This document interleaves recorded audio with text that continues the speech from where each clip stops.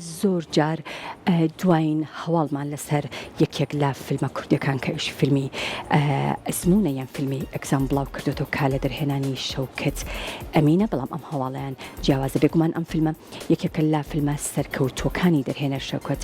ئەمین کە لە چەندین وڵات نمایش کراوە و چەندین خەڵاتیشی بەدەستهێناوە ئەم جارەیان بە نوێنەرایەتی عێراق بەشداری دەکات لە خەڵاتی ئۆسکار با بڵێن بۆ ساڵی 2023.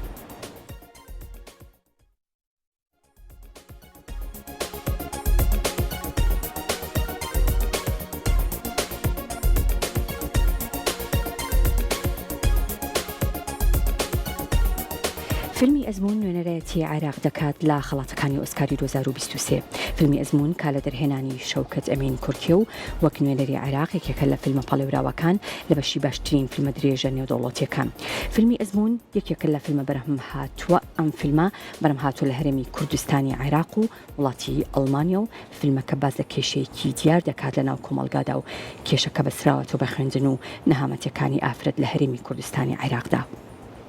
ئەم فیلمە چەندەها خەڵاتی نێودەوڵەتی بردوێتەوە و خەڵاتی ڕخنەگرانی نێودەوڵەتی لە فستیڤالی کارلۆڤی ڤاری لە وڵاتی چیک و خەڵاتی باشترین سیناریۆ لە فستیڤالی تیران لە وڵاتی ئەلبانیا و خەڵاتی باشترین فیلم لە فستیڤالی ڤیکتۆریا لە وڵاتی کەنەدا و خەڵاتی باشترین فیلم لە فستیڤالی سانتا بەربەرا لە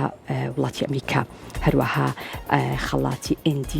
UNDP لە فستیڤالی قاهیرە و خەڵاتی جووری لە فستیڤالی مۆنس لە وڵاتی بەلجیکا و خەڵاتی باشترین فیلمیش لە